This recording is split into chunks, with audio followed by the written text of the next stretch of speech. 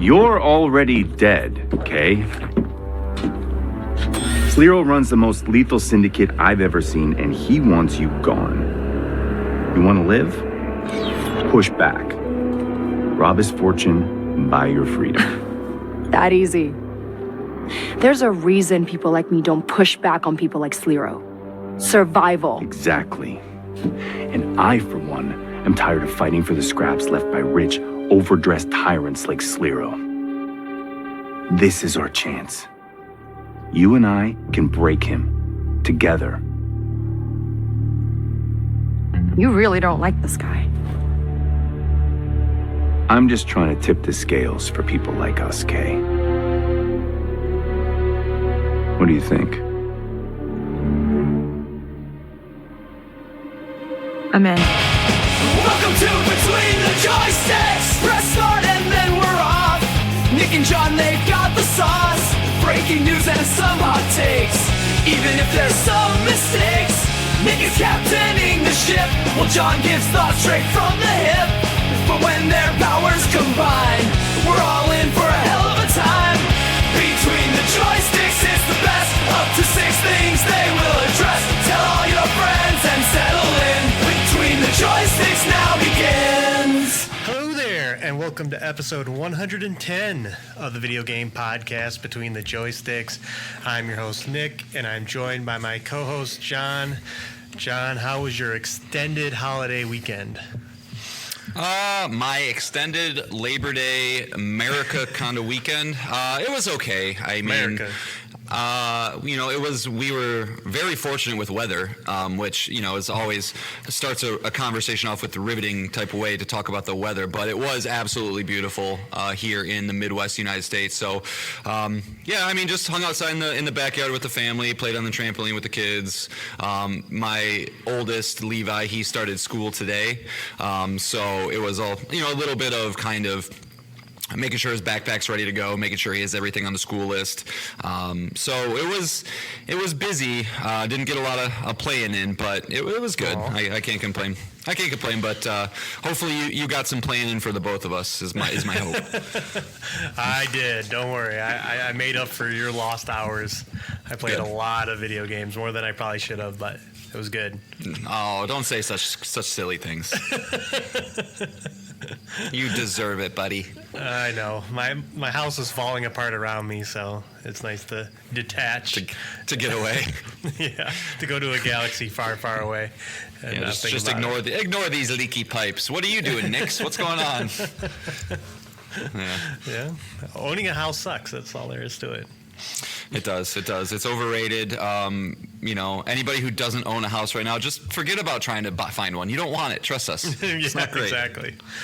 Hopefully nobody's screaming at us through their speakers though, because I know that's a hot button issue for a lot of people. Yeah. Well, yeah. It sucks that you can't rent. It's not like rent is cheaper. That's the problem, really. Yeah. I miss the days when I paid $615 a month for my apartment. Yeah, I think when I went to college back in I can't even say 2008. That sounds stupid. 2008. I think I paid about $575 for the apartment I was in, and I looked a month or so ago, and I believe it was $1,300 or $1,400. So it's just like, God damn it, man! Like I don't know. It hits everywhere, right? Like, I guess you at least had the opportunity in college to be like, I just guess I'm living in the dorms for all 4 years, but I don't know. It's unfortunate. Yeah. Pick us back up, Nick. I don't want to talk about this anymore. Sure, we can go to our returning segment that we've been doing in the intro here. It's got a name now. We'll workshop some names, but I'm digging to Press X for Drama. Yes. So again, we're going to cover some of the internet controversy, the stuff that's getting people fired up very briefly here. You know how sometimes you hear a name or something for the first time and you're like, oh, do you like it? And you're kind of like, yeah, it's okay. And then sometimes you're just like, yeah, this is one of those, Nick. When you said it the first time, I was like, yeah, that's a great name. Great name. Love it. Good. Well I'm glad it works. Yep. This one really wasn't a controversy. It was just really funny. We've talked about Billy Boone Coon on this show before. A notable leaker, seems to have some insight into where systems are made so he gets like inside looks at packaging and stuff like that. And supposedly, he has seen the packaging for the PS5 Pro. And instead of, having a picture or just talking about it, he did an artist rendition. He did a sketch artist take on what he saw. And so all the sites picked up a crude image of a PlayStation 5 Pro that isn't even colored. Oh, very nice. Very nice. And it looks radically different, right? Like it's, they really fixed the vagina shape that people didn't seem to like when they first showed this thing. Right? No, it's got the same shape. Oh darn. What else You does it can't have? hear me? No, I can. Oh. I can hear you. Can you? Yeah. Oh, I'm sorry. What were you saying? No, I was saying. So yeah, I mean, it's. Is there anything else different about it? Or is it just looks the exact same? On the faceplates itself, it has 3 horizontal lines. Oh, revelation! Oh, they did it! Oh, they fixed it, Nick. It's beautiful. So seemingly that's kind of similar to the PS4 Pro, where they just added an extra layer to it. They're just like, some lines, more lines. Yeah, exactly. Okay. Yeah, Can't so say I would do better. Yeah, I mean, this thing is obviously imminent. It's for really happening. If someone's out there seeing the box itself, then we're not far off. Yeah, for sure. But the actual internet controversy that was going on around the interwebs involves Black Myth Wukong. And according to IGN and Paul Tassi of Forbes, that weirdly enough, Sony is paying for exclusivity for that game, and that's the reason it's not coming on Xbox, but not being public about it, that this has been being done in secret. Ooh, drama. Now, Jeff Grubb is refuting this claim that it is technical issues as to why it cannot be on the Xbox Series X and S. But this is weird. Like, typically, like, say with Final Fantasy VII Rebirth, PlayStation promotes the hell out of it when it's a console exclusive. Right. It shows up at State of Plays. You see PlayStation ads for the game. But not so much with Black Myth Wukong. It's just kind of showed up at the Keighley events, and that's kind of been it. So my question now, apologies if you said this verbatim and I just missed it, but like, is it officially confirmed or not that there is an exclusivity deal in the works? No, Sony or the developer or publisher of Black Myth Wukong has not said anything on this. Okay. So this is just all insiders. Yeah. I don't know. Yeah, it's a weird one. But I don't know if you saw this also, that game that was shown, I think, over Opening Night Live or some point of Gamescom, Anatria, the last song. Did you see what they were saying today by any chance? Yeah, I have. They're another one Right. that's... Yeah, so, they came out and said that what's going on behind choosing platforms, and I quote, "The only thing Sony did was work with us on getting the game ready on their platform. Microsoft, on the other hand, is taking 2 months to reply to our submission when we have the game practically ready for both Series S and X." And this is not a one-off thing. Like, I've heard that, I've been seeing that a lot lately. So it seems like Microsoft just doesn't care about certain things over there. So I don't know. I don't know if that's the case with Black Myth or not. I don't know. It's a weird one, though. Yeah. I mean, it sounds like at the very least Sony helped get it on their platform, like helped them develop for the PlayStation 5. But as far as, like I said, it's a he said, she said kind of moment right now between notable industry insiders. Going back and forth. Not to be too much of a fanboy, but, it's like, I feel like it's a he said, she said, but one of the he said, she says is like, the class president, and the other one's kind of like the goofball that just, sometimes turns in his homework a little bit late. So I'm tend to lean towards the class president, when certain things like that are made, if that makes sense. Yeah. I don't know. Something stinks. Something is up, and at the very least, it is probably a development issue, as we've talked about before with, Baldur's Gate. It famously, the Series S was what kept that game from launching last year when it launched on PlayStation. So who knows? Right. But right. Let the internet argue about it. Drama engaged. Drama ready to go. All right, so we have a packed show, so unless you got something, we can get right into it. God damn it! You know what? Like this, I was walking around work this morning, and I was like, if Nick asked me if I have, oh yeah, I do have something. Ready? Okay. So I did get a little bit of gaming over the weekend. So just real quick, I wanted to say, because I haven't beaten it yet, so I'll have full thoughts. But just want to go to Prince of Persia real quick. Okay. It might have the best movement I've ever played in a Metroidvania. It's so good, and I just wanted to get that out there. That like from a movement control standpoint, it's butter. It's so butter, and I'm still loving it. But I didn't want to obviously make a segue and talk about the game anymore until I'm finished with it. But that's interesting, because I know you just played more Hollow Knight, and you're saying this is better than Hollow Knight. This feels better to move around. Yes. Okay. Wow. That Yeah. is some praise. Mm-hmm. Yeah, it's so good. I mean, because like I've gotten to the point of the game where I've got the double jump, I've got the wall bounce, I've got like an air dash, and so I'm just zipping and zapping and getting places I couldn't go anymore. And one thing about it too, being that it's developed by the guys who did the Rayman games, which I've talked about how good those feel. It's like they are just a masterclass studio at like level design. There's all these little like platforming puzzles that just feel so good to get through, and they're not frustrating. When you're messing up. It's just I love that in a video game, when the control responds to exactly what you want to do, and you can't blame anybody else but yourself when you fuck up. It's great stuff. Good stuff. Yeah. No, that's that's the number one thing you want to accomplish with any video game. Mm-hmm. Yep. So I'm curious to see what you say about that. Yeah. Yeah, I'm excited to play it when you're done with it. Yeah. All right, but now I don't have anything. Okay. All right. Well, this is how the show works. John and I both can bring up to 3 things to talk about. It can be a video game we're playing, a news item, a topic. It can be an email from you, the listener. You can write in at betweenthejoysticks@gmail.com. It can be a Twitter DM at joystickspod, or it can be a comment on our YouTube page at Between the Joysticks. And John, we have an email. Yeah, what's up? Who is it? Freddie? Is it Freddie? Is he back? Yeah, Freddie is writing back in with yet another question. Here we go.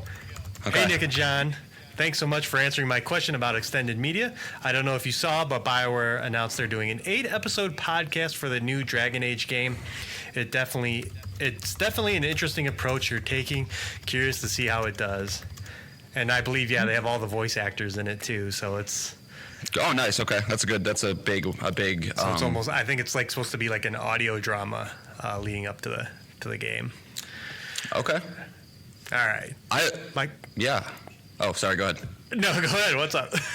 I thought that was the end of it, and I was about to start talking. Oh, okay. If we seem a little off today, it's because we're not recording in the same room. Just an FYI for the listeners. Nick, I miss my Nick. I don't see his beautiful face. Yeah, I'm recording at home right now, so a little different than what we're used to. Anyway, my question this time is, what are your thoughts on multiple playthroughs in order to get a platinum trophy?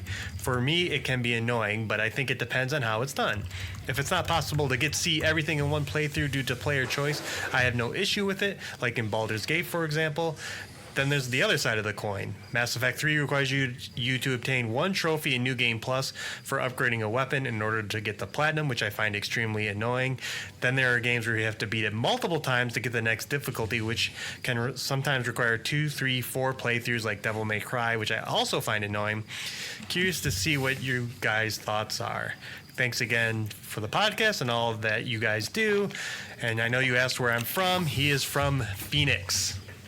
Ooh, hey, we sometimes go there for work stuff.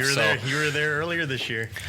Yeah, I was. I don't know why you guys live out there. It's so hot all the time, but He does refer to it as the city on the surface of the sun. So okay, all right. At least he's aware. Great question.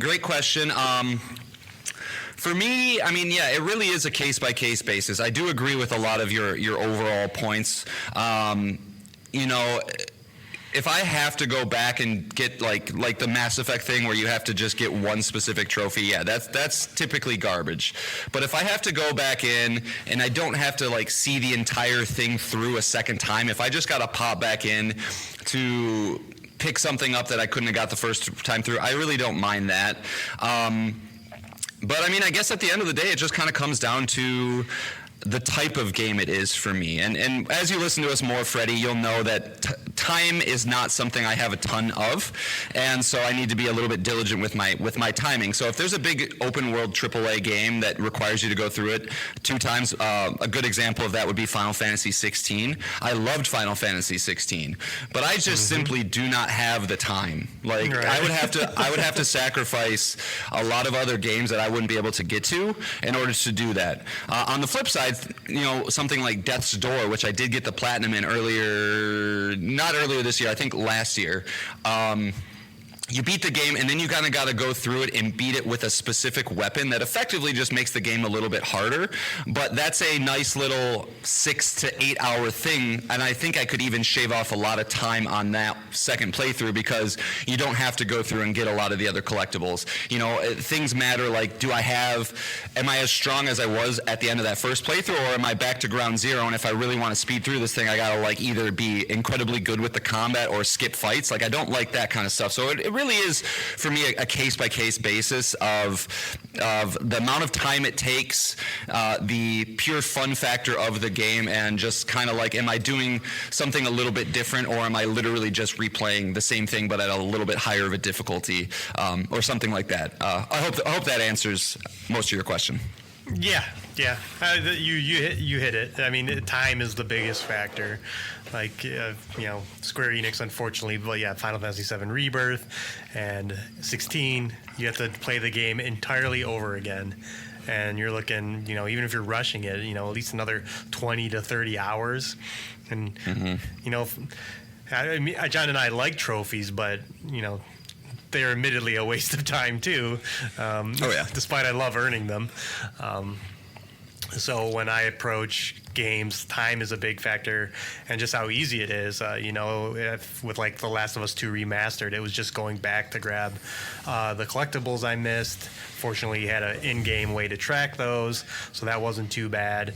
And then with Stellar Blade, that game is not very long to play through a second time when you especially know what you're doing, and then you get to see the other endings that you didn't unlock the first time. So there was a story reason to do it as well, so you could see other stuff. But I mean, yeah, time is the biggest thing. I just can't commit to a very large amount of time. Usually over 10 hours just for the platinum. Unless the game's incredible, like just a fun game to play. Like I can play Batman Arkham Knight 30 times. I'll never get tired of it. But well, and speaking to what I just mentioned a little earlier, it's like, you know, I'm playing Prince of Persia right now, and it's a Metroidvania, so there's a lot of collectibles and things like that. And I'm not really worried about so much that.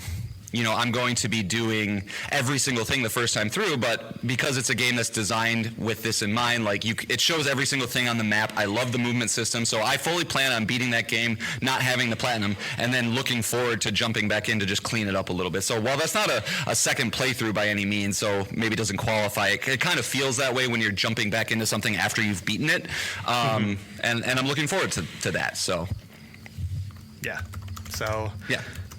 So yeah, I agree. And even like Baldur's Gate, even if you are seeing multiple different stories, I mean that is so long. I mean we just talked about Nemesis of the show, Jake spending 250 hours in one game. That's I don't think that's like a quarter of the year. So yeah, it's like Descenders numbers, man. You can only play a game of a high quality like that. You know, Baldur's Gate 3, Descenders. People talk about these games in the same sentence quite often. So, you know, yeah, I get it. But even like we talk about our year-end wrap-ups. I mean, our average there is what, between 500 to 800 hours for everyone that wrote in, and you're talking 250 hours. Well, that's a third of your time. So it's just not worth it at that point to me. I'll be very curious to see Jake's end of the year wrap up this year. I want to see how many hours that boy's putting in. It's going to be insane. I predict he'll win. Well, until I show up, and then I have to try and explain to everybody. But why? Yeah, why but there's it is. no Spider-Man in the picture this year. You think you're gonna do? You're gonna do Roblox? worse? Roblox, my man. Yeah, Okay. I don't know. We'll see. Man, just tell him to get his own account. He's corrupting your numbers. Well, yeah, but then I have to pay for PS Plus again, like on his, I think. Or maybe I don't with Roblox specifically, because that's... Yeah, I don't Free to know. play. That's good. Yeah, because he doesn't like to do that with Descenders because you do need the PSN account and blah blah blah. So I don't know. Yeah, you're probably right, Nick. I don't care enough. I just don't care enough. Well, I know you're the guy that's always bitching about how much he doesn't get to play, and then when he's like the top hour, I know. little contest, it's a little contradiction there. Hey, shut up! I'm gonna go poop on your desk over here. You can't do anything about it. You shut up.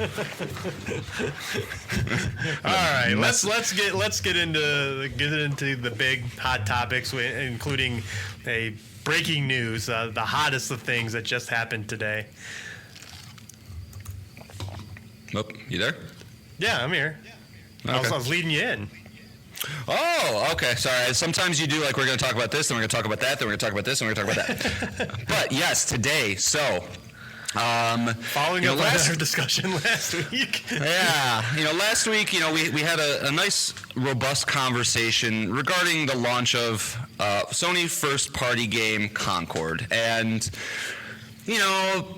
all-encompassing conversation, the review scores, how we think it's going to do, how it's being received, all that stuff, and it didn't get off to a great start. As we mentioned, on Steam, it peaked out at 697 concurrent players. So not a great start, but thought, maybe they'd have it in them to turn it around. Well, today we got confirmation, kind of what I was trying to get at last week, that they have to do something. Yeah. Now that's I have to apologize. Oh no, you're good, my man. You're good. You're right. You're 100% right. They have to do something big, and it has to be right now. And I didn't think we could have predicted the scale of what you're about to mention, but yeah, good on you. You were right. Yeah, was right. yeah. So I did get to pat myself on the back for this one. Now, the nature of what was going to happen, I didn't quite predict. I thought they had a big red free-to-play button on their desk, but what they actually had was a big red take this game offline button. So I'm just going to read this straight from Jennifer Moss over at Variety. She's probably going to be able to make this a little more concise than I will, but then we'll discuss it a little bit. So from Jennifer over at Variety, PlayStation will be taking its new Firewalk-developed live services game Concord offline this Friday and issuing refunds to players just 2 weeks after its August 23rd launch. The team-based first-person shooter game is reported to have drawn a historically small audience during its initial availability across PlayStation 5 and PC, with third-party PC-based gaming data website SteamDB showing 30 current in-game players at the time of publication on Tuesday. At the peak of its short history, Concord had 697 concurrent players, drastically low for a PlayStation new release and ranked toward the bottom of PlayStation's weekly sales charts. With so few people playing Concord, matchup availability became very difficult to come by during gameplay. Ryan Ellis, who is the game director at Firewalk Studios, also had this to say, and I quote, "Concord fans, we've been listening closely to your feedback since the launch of Concord on PlayStation 5 and PC and want to thank every one of you who has joined the journey aboard the North Star. Your support and the passionate community that has grown around the game has meant the world to us. However, while many qualities of the experience resonated with players, we also recognize that other aspects of the game and our initial launch didn't land the way we intended. Therefore, at this time, we have decided to take the game offline beginning September 6th, 2024, and explore options, including those that will better reach our players. While we determine the best path ahead, Concord sales will cease immediately, and we will begin to offer a full refund for all gamers who have purchased the game for PC or PS5. If you purchase the game for PlayStation 5 from PlayStation Store or PlayStation Direct, a refund will be issued back to your original payment method. Customers who purchased from other digital storefronts will also be refunded. More information about refunds from Steam and Epic can be found below. Once refunded, players will no longer have access to the game. We will keep you updated, and thank you again to all the free gunners who have joined us on the Concord, in the Concord Galaxy. Woof. So, What are your thoughts, Nick? Was this the right call? What are they going to do to it? Talk me through it.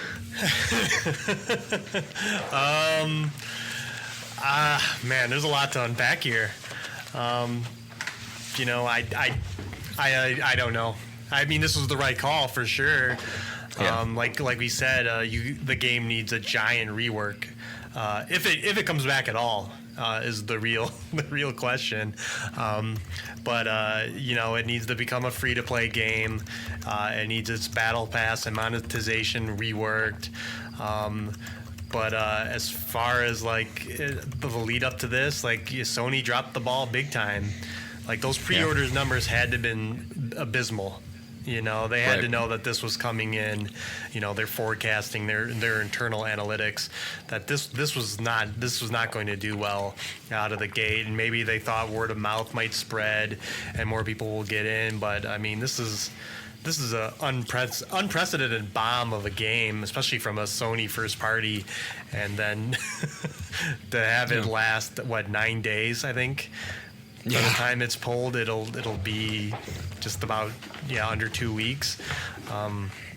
Is insane. This is crazy. I for sure thought they were gonna try their best to get more people to play. Like I said, I'm surprised they didn't say, issue refunds. It's a PlayStation Plus extra game, or essential game. If you subscribe to PlayStation, you get it, and just go from there. Get those player numbers up and see what happens from there. But I think right out of the gate, like I said, they charged $40 for this because they didn't want to do the monetization options that we're used to with the battle passes and buying skins and all that. So, giving the game away for free would also be a hinder to them because they had no other way to make money on it. But this is crazy. I really like, I kind of at home on vacation, so I wasn't really following things. So when you texted me, I was like, holy shit. Like I thought for sure it was not going to be this bad, but this is as bad as it gets for any launch. Yeah, first off the bat, I'm a very empathetic person. I always feel bad for people if I think there's something to feel bad for them about, and I just want to give my heart out there to the Firewalk developers right now. I don't think that they made a bad game by any stretch of the imagination. I think they had a lot of shortcomings and should have done some tweaks and things here and there, but I can't imagine how gutting it's got to feel to put apparently 8 years into a thing and then to release it and hope that you're going to be, on top of the world just to have the literal game get shut down 9 days later. That is a gut punch on gut punch. And so feel for all those people, but yeah, you're absolutely right with the pre-order number thing. I think Sony dropped the ball when it came to this team, and I think they let them down. Because don't forget, this is a team that Sony went out and purchased because they saw this game. Seemingly, unless if there's other things behind the scenes that we don't know that hasn't been made public yet. But the whole reason for buying and making Firewalk a first-party team was because they liked what they saw with this game. So either they didn't shepherd the development process like they seemingly do with all their other first-party teams, or maybe their other first-party teams are just fucking rock stars and they don't really need to go in there and can keep their hands off, and they've stumbled their way into success with that. But any which way you cut it, it is a bona fide failure, and I do agree with you that I think this is the right call, though. I don't know, and that's, kind of what I was getting at last week. It's like, you have two paths at this point. It's forget it ever happened, cut your losses and move on to the next thing and figure out what you want to do with Firewalk from here, or try and save it. And to try and save it, when you have a fuck up at this level or a bomb of this level, you need to go just as nuclear on the response. The path. Yeah, exactly. And that's about as nuclear as you get. So, there's obviously not a lot of information out there right now, nothing about any timelines on when we think this thing will resurface. But let's stop there. Is the game coming back? I think it does, personally. There's a big case to be made about vaporware, but I think there's a couple other factors at play that will cause this to get a little bit extra of a leg up. I think a lot of the work's already been done, right? You got a lot of the design work and all that, the assets and everything is in place, so you have a little bit of a backbone to go off of. Two, it is a Sony first-party game, right? This is a team that Sony just bought. You either cancel it out and shut the studio down entirely and move on from Firewalk, if they shut down Firewalk. I think if you invest in a team, unless if the only way I could see this not happening is due to the fact that Jim Ryan is gone, right? Because this team was bought under Jim Ryan.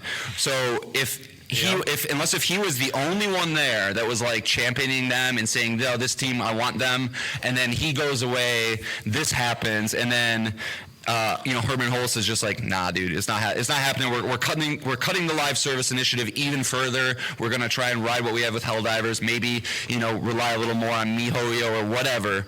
But I don't know. I think they at least give it a fair shake. If it does get canceled, we're not gonna hear about it for a while. Okay. But I think we see it. I do think we at least see it come back and give it a second shot. If Sony wants this to work, right? They have a lot of other studios out there like Valkyrie and Nix's maybe, or just they can pull talent and things away from other teams to get this out here, right? Because if what you have to do is, retool it, introduce battle passes and things like that, I know it's easier said than done. It's not like flipping a switch, but this should be, I would think, something that you can tweak and modify within 6 months to a year, and if they can do it right, again, because I think anecdotally, people don't hate the way the game plays. There can, I think, be success here if they, again, and easier said than done, if they can retool the right things. If you just get people that go in like, I don't have to pay to get in, let me check it out, spend a little money here and there. I mean, at least you're going to recoup more than, $1 million? Like, they've apparently only sold 25,000 copies of this game. That's just a rough estimate.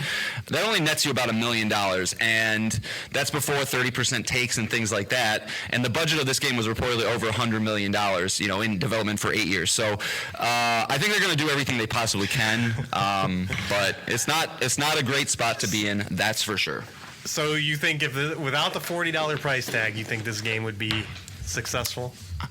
I think it has tolerable. I think it has a chance. Yeah, I do. I mean, again, anecdotally,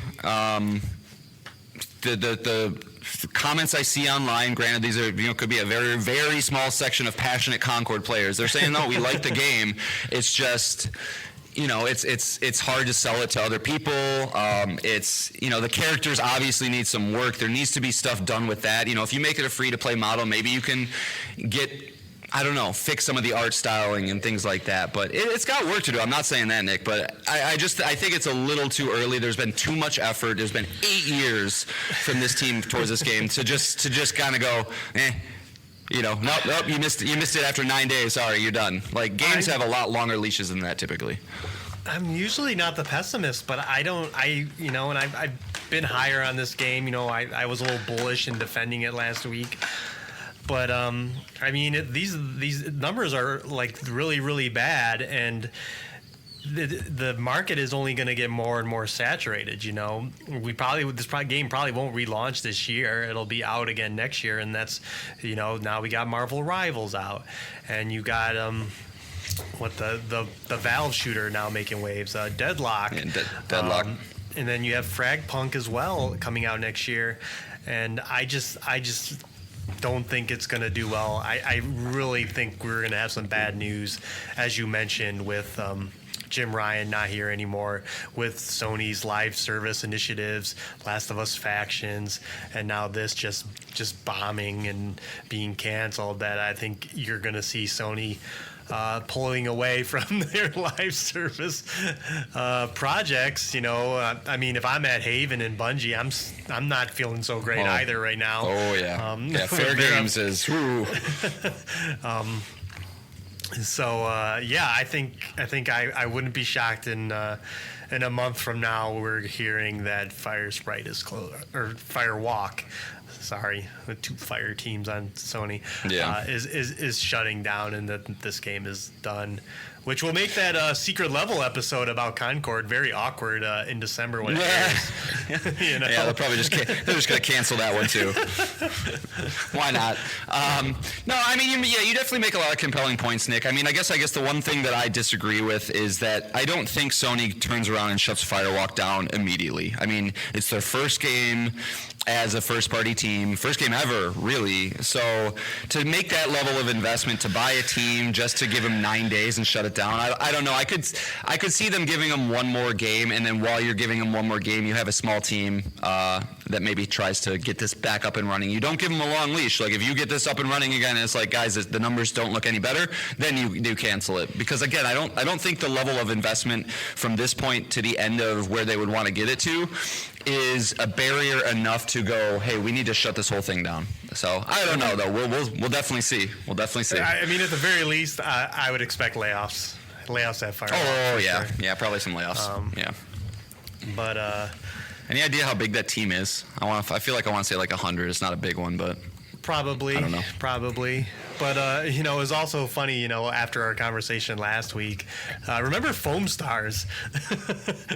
Yeah. Mm-hmm. Foam Stars, which was a PlayStation Essential game in February of this year, is still out. They're charging $30 since that first month it was Essential. Now that game is going live service on October 4th. That game is somehow still around, and nobody can be playing that game. There's no chance. The numbers have got to be equally as soft. Let's see. I'm gonna try and get to Twitch here real quick and see. Oh my God! Nobody's watching it on Twitch. Well, let's see. We got 8 people. You saying those 8 people don't matter, Nick? Those are people. They have families. They have parents. They have mothers. Yeah, no, for sure. How is that game around still? I know it's nowhere near the same budget compared to Concord, but I just things are like maybe you said, maybe Firewalk exists in some kind of support way to get fair games and marathon and maybe other projects going in more of a support capacity, and maybe they work on a smaller project on the side. But I really think layoffs and the Concord cancellation is really inevitable here. But we'll see. So I mean, Sony doesn't like to have egg on their face. They got a lot of egg on their face right now, and so do they bother cleaning it up or just hoping people don't notice? I'm not sure. But yeah, there you go. Big news. Yeah, crazy, like unprecedented. This just does not happen. Like a game for this short of period just gone. I mean, the only other time I can think of a game even just getting onto the PlayStation Store and removed is when Cyberpunk was completely fucked. So that was a big, So yeah, this is a big one, folks. It'll be, when we have those end of the year recaps of story of 2024. Like it's going to be one of the ones that people talk about a lot. Yeah, for sure. Yeah, but I think things are going to be silent for a minute here.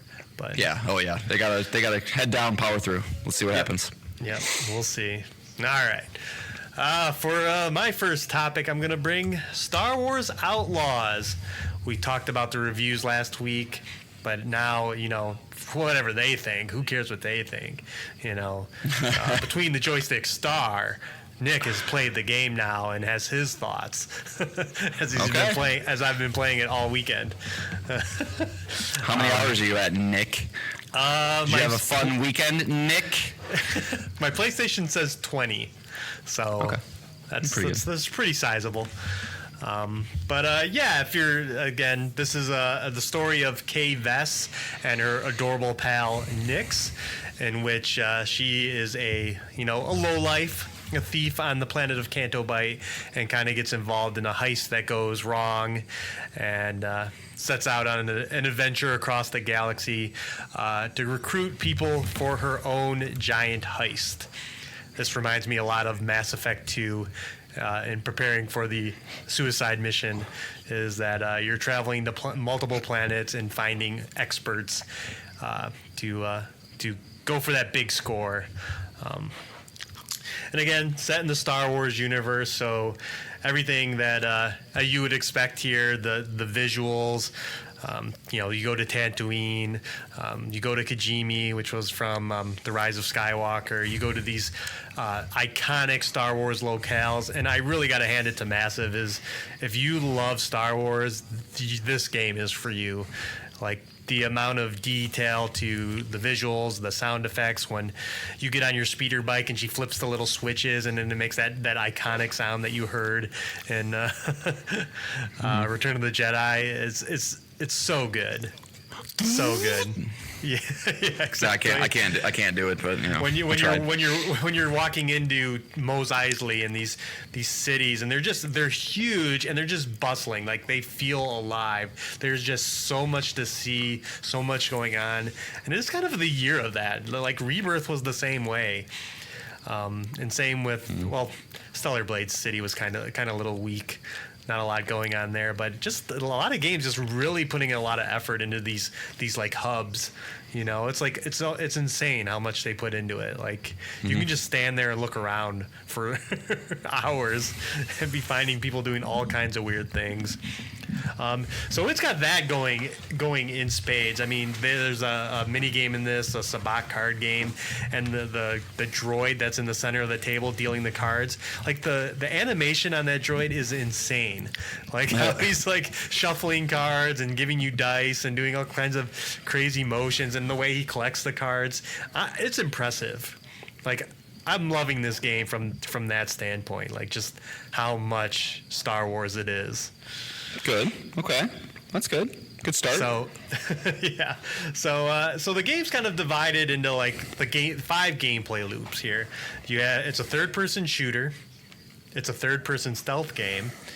It has exploration and puzzles and platforming, and then you have your speeder bike and you have your spaceship, and you control your spaceship. Like you go into orbit around these planets and you can fly around to space stations. You can get in dogfights and stuff like that.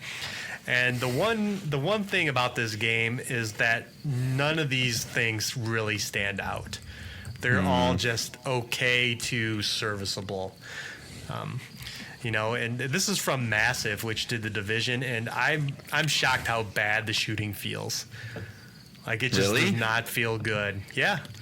Okay. I mean, I know that the main focus is stealth, so maybe not intentionally done that way, but right. I don't know. But okay.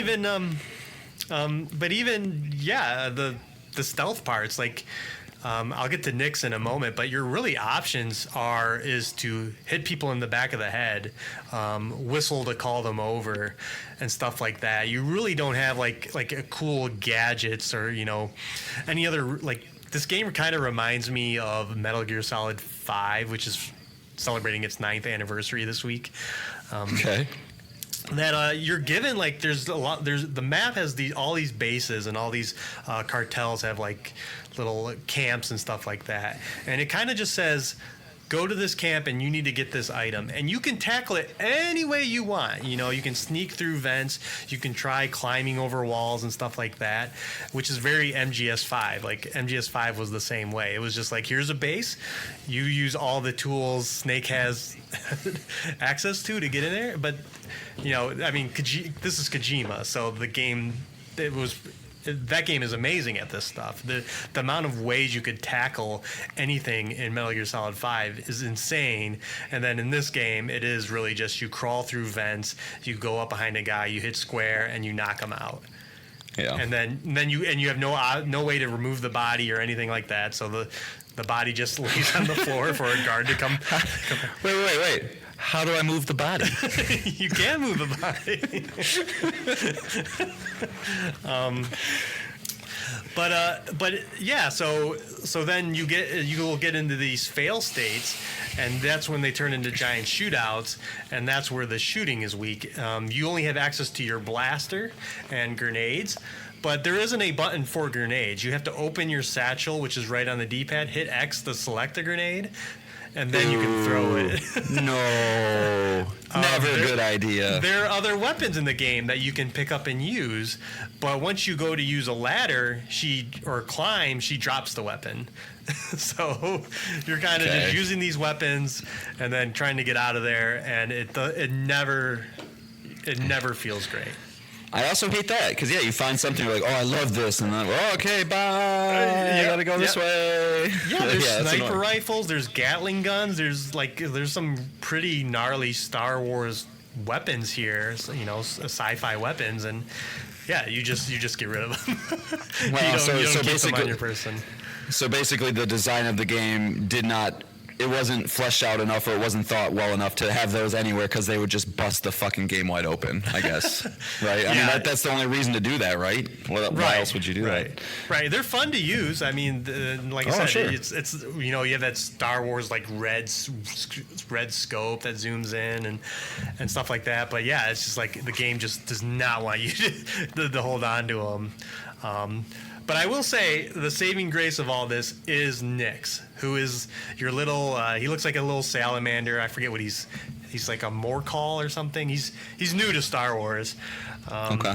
But he is an amazing character. Like obviously he's adorable and cute, but also he is the star of like when you get into gunfights or stealth. He can distract any guard. He'll lay on the floor and curl around and be all adorable. Or when you're in combat, you can tell him, and he'll jump on a guard's head and cover his eyes, and then the guard's just shooting wildly and shooting his own guys, and stuff like that. And yeah, he can he makes you the laziest. Kay Vess is the laziest person on the planet, because you can tell him to pick up everything, so you don't have to go around and go. Picking up items is R3 for some reason, which is weird. But you go around clicking R3, or you can just send him and he just brings it to you. So you can just stand in a room and he'll be like, bloop, bloop, bloop, and grabbing everything for you. Did you know that Nyx was voiced by D. Bradley Baker? Oh, is he? Yeah, I guess so, yeah. Of course. D. Bradley Baker is like, as far as Star Wars voice acting, he's basically all the clone troopers. And he's got 696 IMDb credits. Yeah. Busy dude. Yeah, but the character is animated well. He hangs onto your back while you're climbing. He definitely puts to shame BD from the Jedi series, the BD droid. He's much more versatile. And like I said, incredibly well animated. And like I said, all the animation in this game is just incredible. But yeah, then you have this. It is an open world game.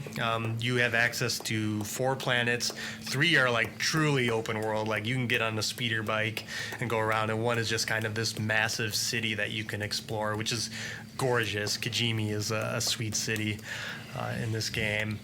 But and then it has a bunch of platforming as well.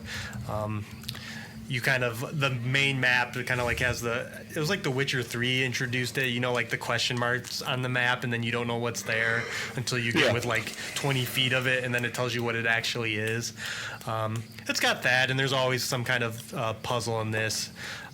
Your blaster kind of serves as the primary way you interact with puzzles, as it has multiple firing modes. It has like an electricity mode, so you can power up doors and stuff like that. Or it has it basically turns into a giant like bazooka. It has like this powered shot that destroys rocks. Can you use that in a fight?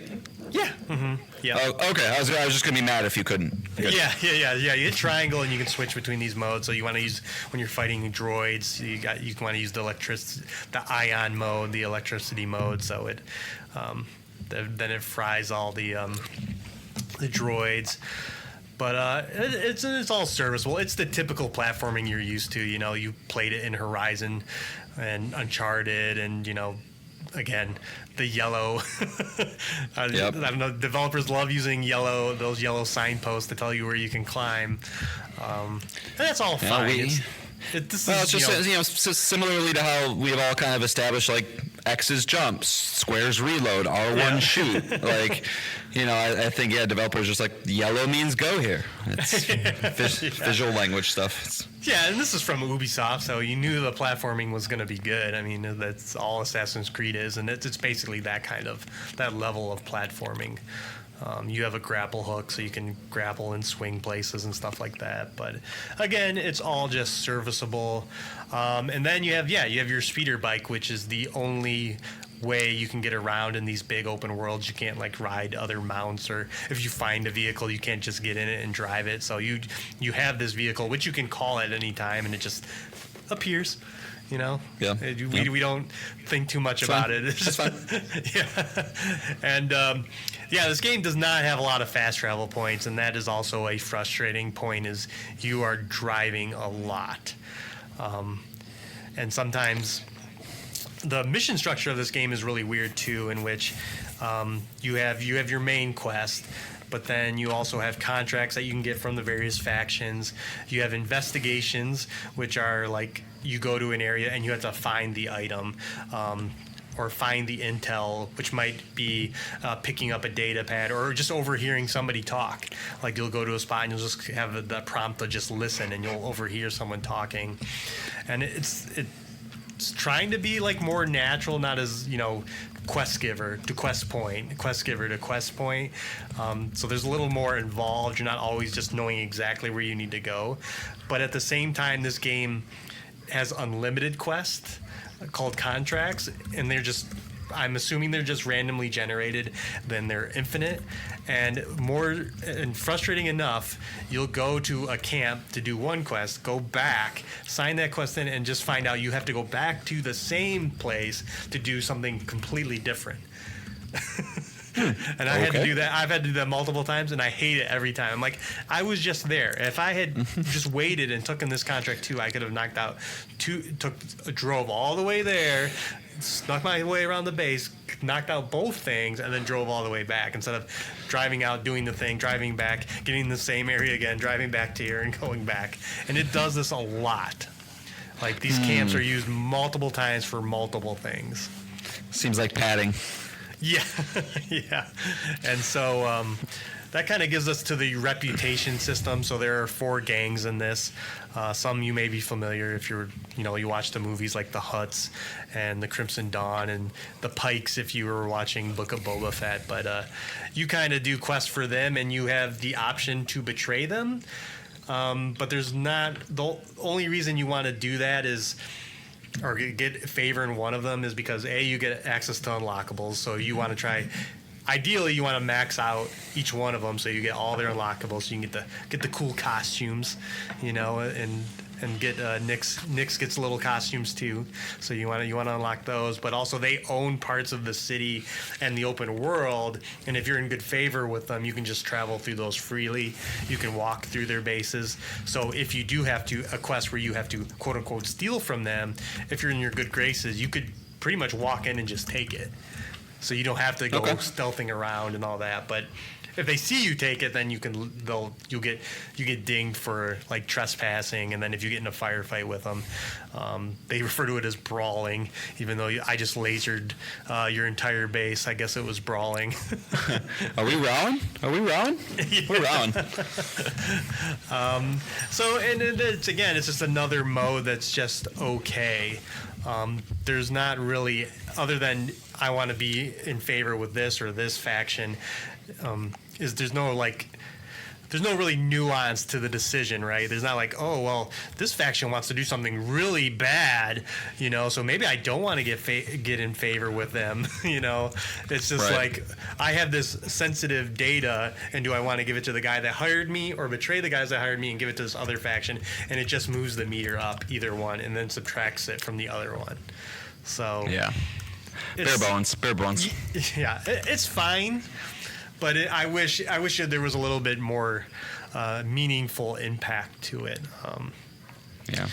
And and then finally, you have a ship.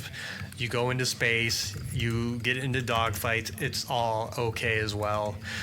You can customize your ship, change the weapons on it.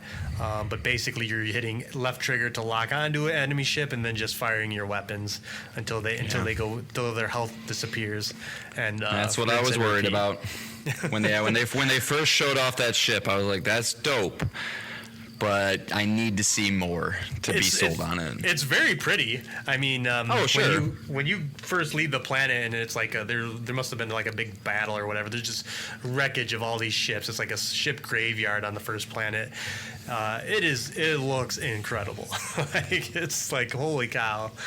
And the game does that a lot. A lot of the views you get, you're just like, wow, there's a lot of work being done here between the lighting and all that. Okay.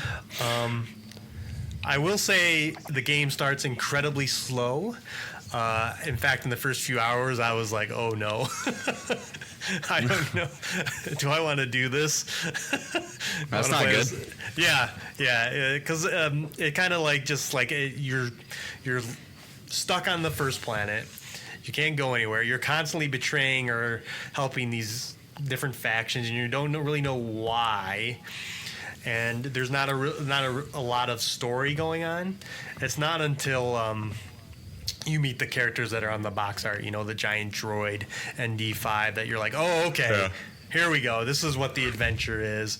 And you start establishing this crew, and then they become more characters. They live on your ship, and you kind of get that feeling that Mass Effect gets you, right? You got your crew, and you can go visit them, and stuff like that. So once the game started going, and it was like, hey, we need you to get the demolitionist and the gunslinger and go to these planets to get them, that the story and everything else started to pick up. And I was like I said, I'm actually really liking this game right now, despite its gameplay okayness. Okay. Well, a couple questions for you. Okay. First question. Is this game a disappointment, Nick?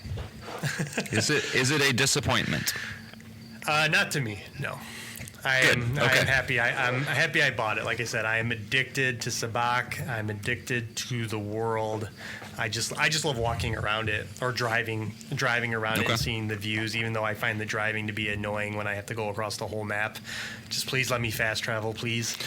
I was thinking when you were talking about that, about how Spider-Man 2, you could just fast travel anywhere, right? And while that was very cool, but at the same time, kind of almost a detriment to exploration. So, like in a game like Outlaws, you probably wouldn't want that, but I get wanting a little more.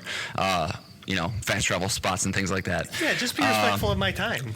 That's right. All. Like, let it be there if I want to take advantage of it. And I wonder if a patch will change it.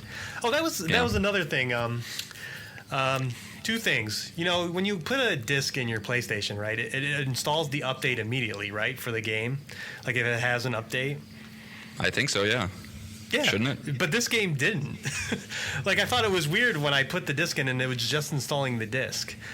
I was like, huh. Like, there's no day one patch for this game. I know, like, from reports that it got a patch. Like, yeah.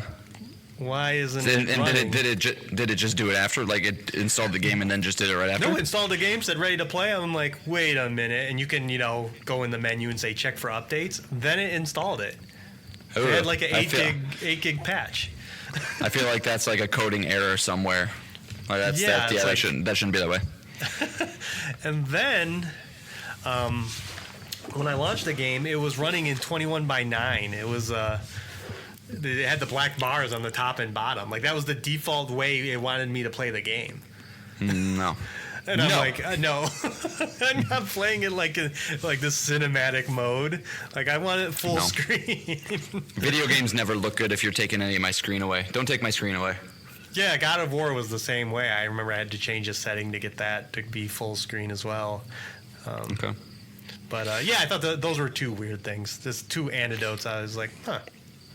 How is your performance? I know this game got panned a little bit, and I know you're also not the best person to ask with this stuff, so like take that with a grain of salt. But have you noticed anything funky? Yeah, I've had 2 hard crashes. Okay. And I've had people repeat voice lines, like on the communicator, like say something and then repeat what they're saying again. Like it's like it got triggered and then somehow got triggered like a minute later. Okay. Definitely guards and floating guns. Definitely guards and NPCs in towns clipping through walls. That's standard. Standard Ubisoft jank. Yeah, I had a stormtrooper in the floor with just the tip of his head showing, so I was able to kill him, but it was like okay. So yeah, it's buggy, but it hasn't, other than those 2 hard crashes, and the game is generous with autosaves, so I had loaded right back where I was, so I wasn't too annoyed. All right, what would be cuter? A Nyx Astrobot or an Astrobot Nyx? Which one would be better? Oh my gosh. I know, I'm bringing the hard questions today. I do like when the Astrobots are the characters, so I think Astrobot Nyx would be funny. Okay. They kind of have. It's from the trailers. They have a bunch of animals in the new one, so yeah, that would be cute. Bring it. All right, and then the last one, but hardest one. Would you rather get Star Wars Outlaws 2 made by Rockstar or Rockstar making Grand Theft Auto 7? You don't get to play another Grand Theft Auto game ever, but you can get Star Wars Outlaws 2 made by Rockstar. Which one are you taking? I'd rather. I love Star Wars, but I don't know. Maybe after Grand Theft Auto 6, I might feel differently. But I'm craving a Grand Theft Auto game. So yeah, I was just listening to you talk about this. Star Wars would let them, or Disney would let them be Rockstar. Do it, yeah. That is true. Yeah, just the way you were describing, just kind of like, it's, Ubisoft is typically breadth over depth, right? That's what they do. But yeah, just the idea that take the cities and stuff that you're describing, but with Rockstar, being able to mess with all the systems, it'd just probably be one of those dream projects. But well, good, man. I'm happy you're enjoying it. Obviously, I know the review scores weren't where I think everybody was hoping they would be. Do you think a 76 is appropriate, or do you think that's like a little low?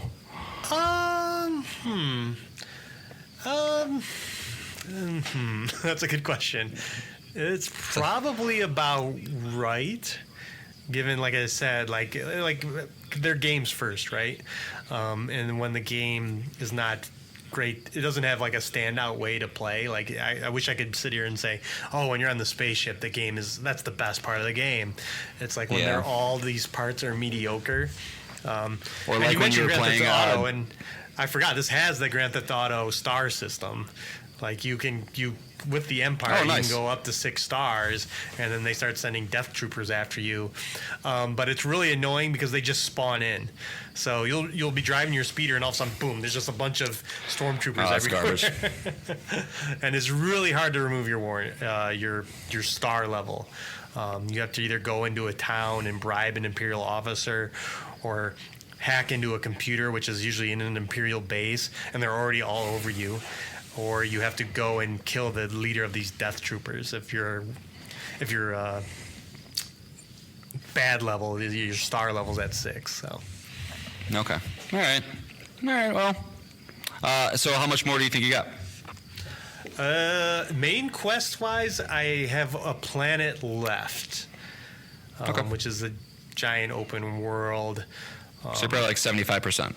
If you got yeah, probably. I mean, then there's probably the heist itself. So, and that's if there's no twist. This is Ubisoft, and their games are extremely long. So I might assemble my crew, and then something else happens, right? That requires me to go back to all the planets. But I don't think that's the case, given all the extra side content there is in this game. Sure. All right. Well, cool. Shall we progress with the show, or you got anything else? Let's move on. All right, cool. So my second topic today, last week we got a Nintendo Indie Direct / Partner Showcase, and while, spoiler alert, it wasn't the best, I do want to at least kind of cover some of the things that were announced. in typical fashion, Nintendo kind of got ahead of this one, and they're like, hey guys, just everybody be aware, no Switch 2, we're setting your expectations right now. So, I think that's just they've been playing that game for the past year, and until they actually show the thing off, I think that's what we'll get. But because of that, expectations should have been put in check. We're going to get a lot more ports and things like that. And so I don't want to go over every single announcement, but these are some of the ones of exactly what I'm talking about. There was a trailer for Tetris celebrating 40 years. Goat Simulator 3 is getting a port to the Switch. Civ 7 is coming to the Switch at launch. Power Wash Simulator DLC. It's a lot of stuff like that, right? And Can you believe Civ 7 is going to be on Switch? Did you see the screenshot? Yeah. It looks so, oh my God. It's just, it's like the difference between a PS2 character model and a PS5. But yeah, I mean, it's a game where I get it. If you just really like those systems and I don't know, just one more turn type shit. But, the direct. Oh, they've never been day and date. The Civ ports, the Switch, have been like kind of delayed. So this is the first one that's like launching with it. So those games must do well on Switch. Yeah, I think everything does well on Switch, Nick. I think you go on Switch and it just like that that system sells like hotcakes. It's usually the Nintendo machine and Nintendo game machine and indie machine. Usually, I usually don't think the big games.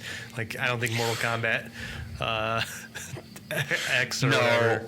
But like it's just it's a perfect machine for certain experiences, whether they're indie games or like portable things. And so like something like 6, 7 or like even like a Slay Aspire, that type of shit is made for it. So so we got a lot of that kind of stuff. But obviously did want to highlight some things. So first and foremost, a game that I've been really wanting to play, and I didn't even know that they announced this here until I was doing a little write-up for the show today, but beloved 2023 PC exclusive Pizza Tower is finally baking its way onto Switch. Do you see what I did there, Nick? Baking its way?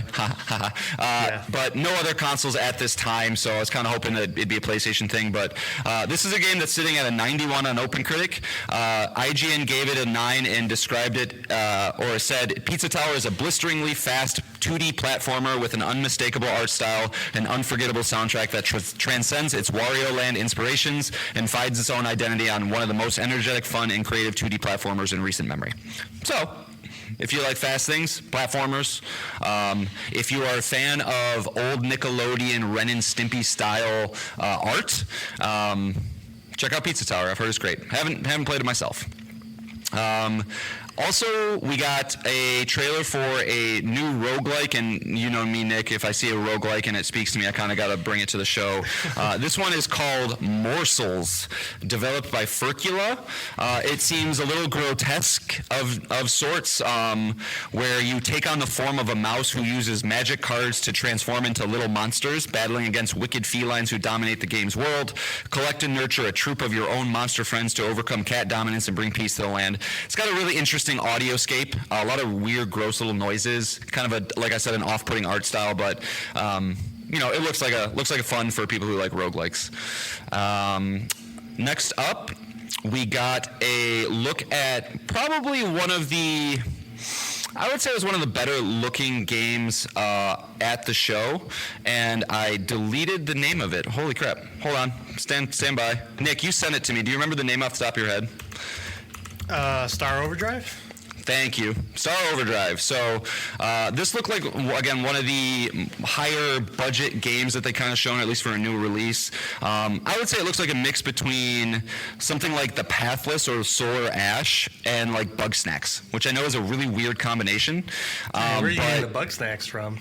From the enemies, from like all the enemies. Like you're not collecting, but like you can use them in weird and interesting ways to like when you actually do have combat. So let me take a step back. This game, it's basically like I mentioned, The Pathless, where you kind of have this movement system. You have this board and you kind of jump on it and you can kind of just slide around on the sand, explore big open vast worlds. But you also have some hand-to-hand typical melee combat with some really goofy looking creatures, and the way that the creatures specifically look is kind of where I'm drawing Bugsnax inspiration from.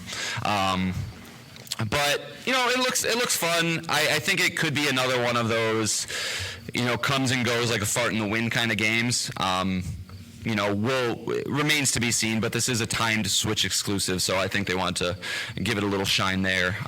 Did you have anything to say about it, Nick? I know you sent it to me, so I didn't know if this was something you had your eye on or. No, just interesting. I always like to keep note of the games that become Switch exclusives, console exclusives. I think this is exclusive for everything. I don't even think it's coming to PC first. We know that Nintendo has been successful in choosing those games in the past.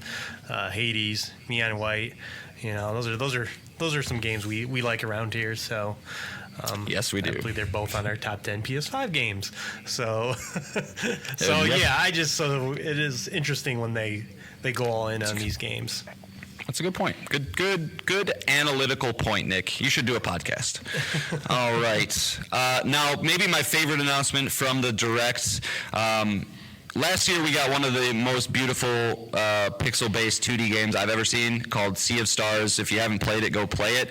But we all knew that there was going to be a DLC coming for it, and there hasn't been a lot of information. But we finally got the name of it, and it is called Sea of Stars Throes of the Watchmaker, coming free of charge. Nintendo says, journey into a magical miniature clockwork world where a plethora of oddities and wonders await in the world of Horloge, where a cursed carnival threatens the innocent denizens. Valere and Zale will have to play by foreign rules for their powers to manifest. So, I don't know, Nick, should we talk about Sea of Stars anymore, or just kind of, if you know about it, you know about it, but, it looks great, looks like just like the first one, or, the main game did.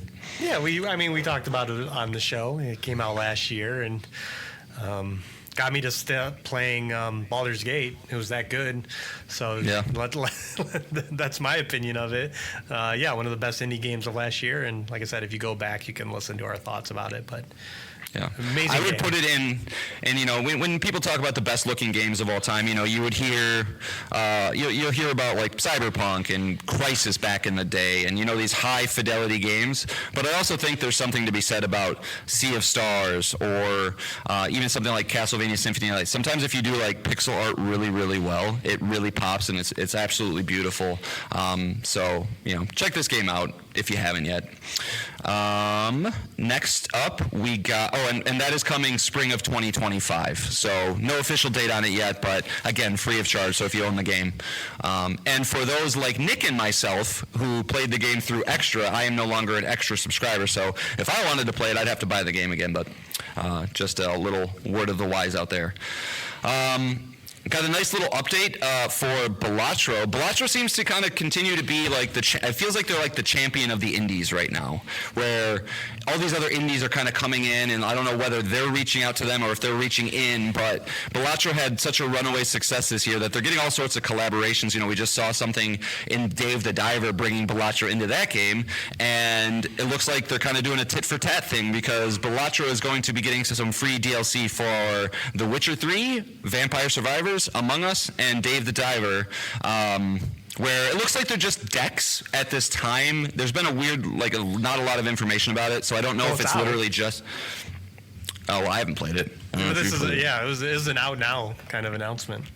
An out-and-out thing. So, yeah, I'm not sure if the decks are modifying any of the type of gameplay. I don't think they are. I think it's purely the way that, kings and jokers and queens and stuff look. But I just love that this game has kind of transcended what you think it would, right? This weird little card-based game, but it's seemingly kind of been one of the bigger success stories of the year. So, Nick will play it one day, guys, I promise. I don't know when, but he will play it. I don't. It's going to be Indie of the Year. Mark my words at the Game Awards. It'll be Indie of the Year. And a couple other small ones here. We're getting a Capcom Fighting Collection 2 arriving in 2025. The big titles on this one are definitely Power Stone and Power Stone 2. Nick, did you ever play those back in the day? Because I have never touched a single second of any Power Stone game. No, I correct me if I'm wrong. Weren't they Dreamcast games? Yeah, they were. So definitely not.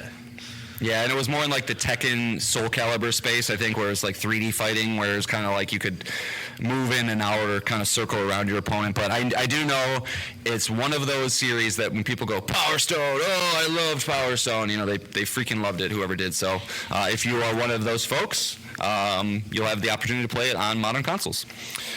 And then 3 other last announcements here. I was going to kind of throw these in the top, like I mentioned, with all these different ports, but these were kind of like some of the bigger announcements. In fact, they closed the show on one of them, but we're getting a Suikoden 1 and 2 HD remaster arriving in March 2025. Classic JRPG games, that kind of center around the idea of getting a ridiculous amount of party members. I think Suikoden 2 has famously like 100 different party members you can get and fight with. So if you are into those, we also got a Castlevania Dominus collection, which is bringing the DS games from Castlevania into one package. That's out on Switch already, and it's got a 90 on OpenCritic. So if you're a Castle.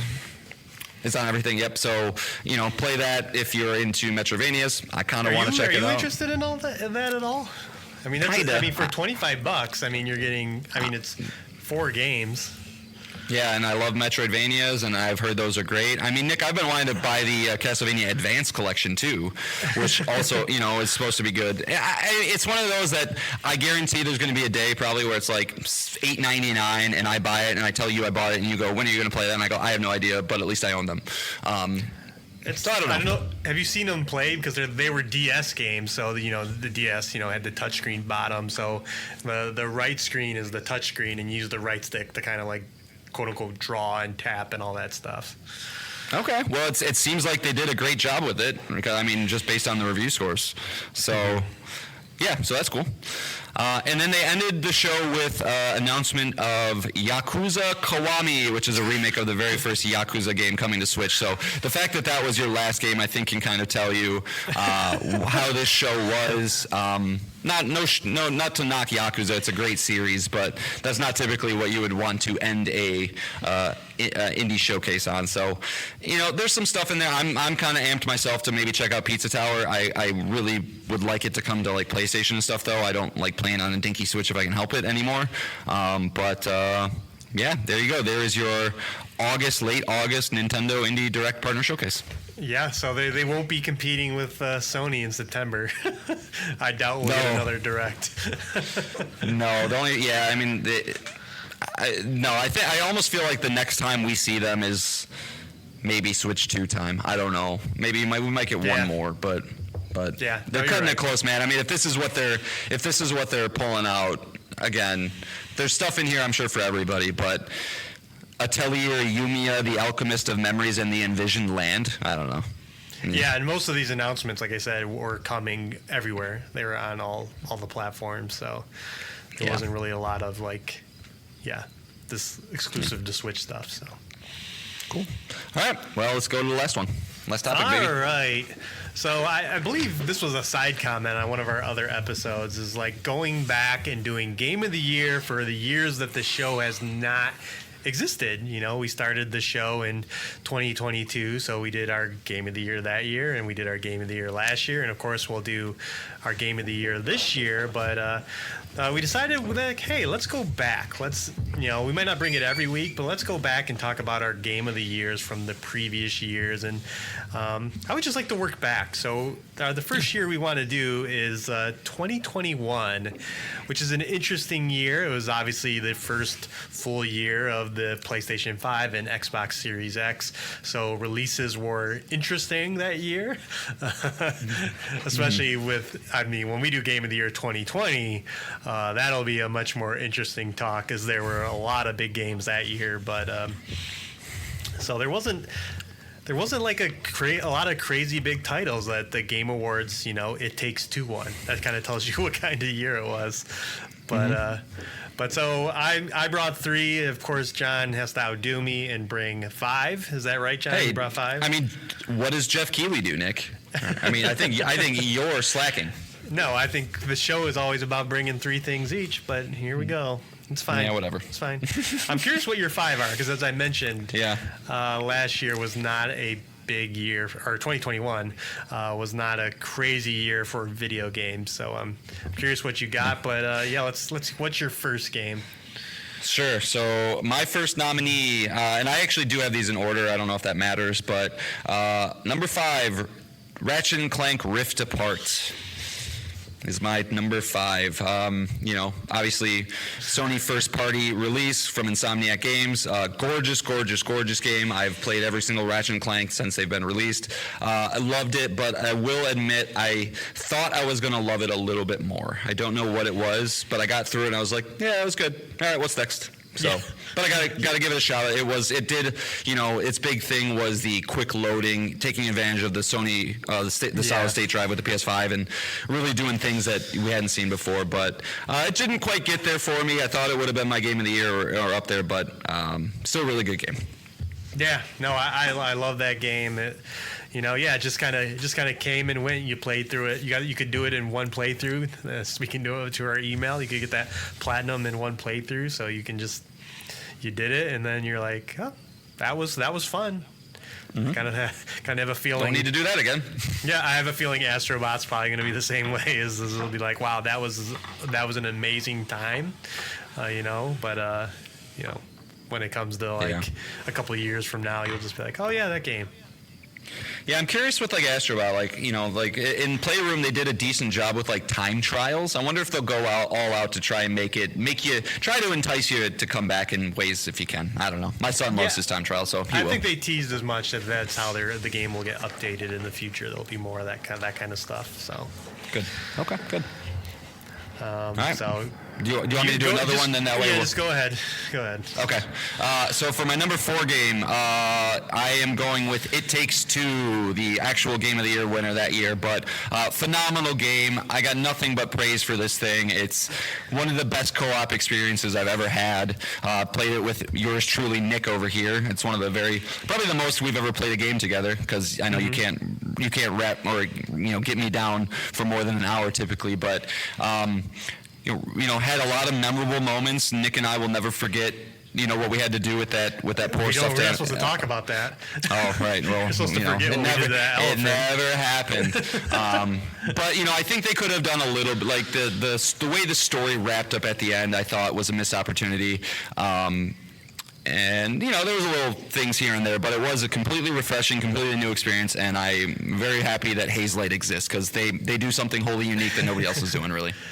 Yeah, and it is on my list as well. It is one of my 3 games. So, and it was always it was fun because you didn't know what you were gonna play next. There was that scene where you were fighting on top of the plane that I was flying. You were playing a fighting game while I was playing, a flight simulator. I think that was the moment I realized that this game is actually kind of special. Yeah, there was that isometric section where we were a knight and a wizard, I think.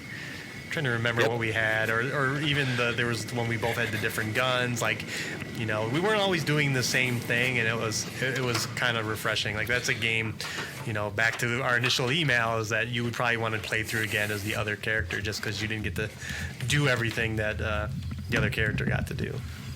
Yeah, no, I mean, it almost functioned like 2 separate games that were being played at the exact same time. Yeah. Which is a lot like their games. Yeah, just a wholly unique experience. So I totally get why it won Game of the Year that year. Okay, yeah, so that's on my list of the 3 games. All right, and then my number... go ahead. Let me bring a game. Well, I don't know. Then that way I still have more than you. Okay, you go ahead, because I know we'll have one game on the list together, and then the other one I know you won't. So sure. I'm curious. What's your next one? Number 3, Deathloop from Arcane. This was a game. I know, I do too a lot, and it's a weird one because I remember when it came out, both IGN and GameSpot gave it a 10 out of 10, which it's like it joined the ranks of Ocarina of Time and Portal 2 and that level of a game, immediately. And so I was just like, holy shit, what is this game? And I remember I was on vacation. I don't know where I was when this came out. And seeing that, I was just like, holy shit, I didn't think that was going to do that. But then as more people started to playing it, there was a lot of people that seemed to kind of be like, it's not that good. And so I didn't really know what to make of it. And it was one of those games that I started and put down. And then it wasn't until I came back 6 months later, I was like, oh shit, I'm really feeling this now. But it you know, if you've played Dishonored, you know how Arcane's games feel. And while I wasn't a big Dishonored fan, there was just something about the loop, of this game that was really, really, I don't know, fun, where you kind of get into a level, it doesn't seem that big, but you realize that there's a ton of different pathways all over the place. You get different guns, you enter it with different things. Like eventually I found this shotgun that also like doubled as a sniper rifle. It's like the best gun I've ever used in a game. I love that thing.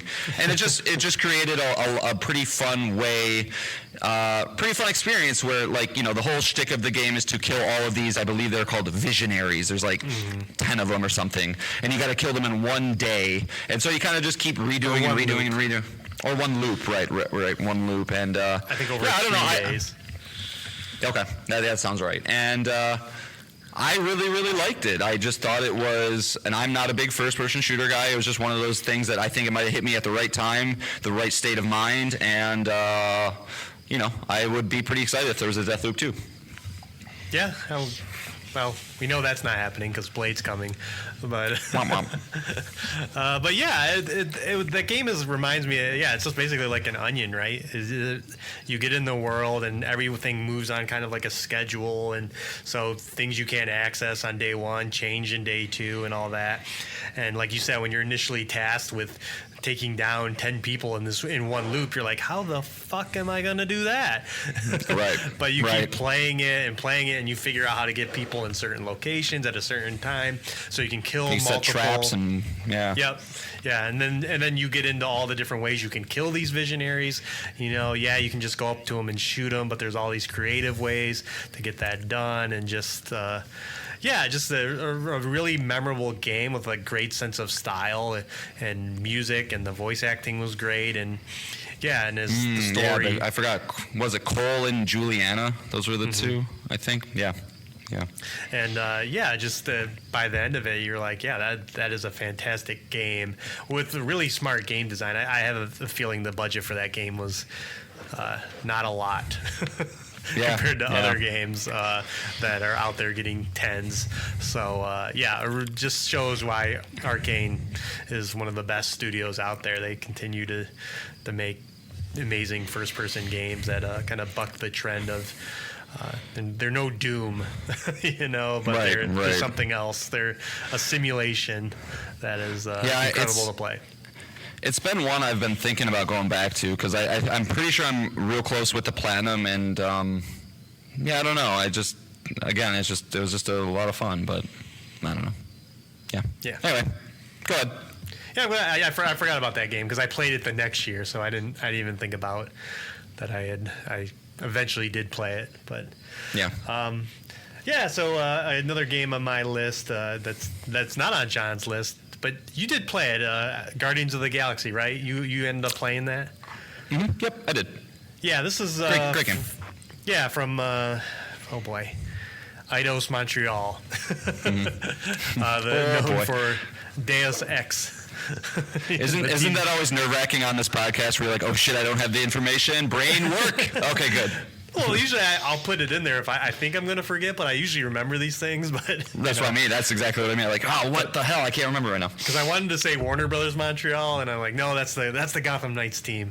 So this is a beautiful looking game that takes on characters that you're very familiar with. I mean, everyone knows James Gunn's versions of the Guardians of the Galaxy. I mean, it changed the Marvel movie landscape forever, so a lot of people know and love these characters.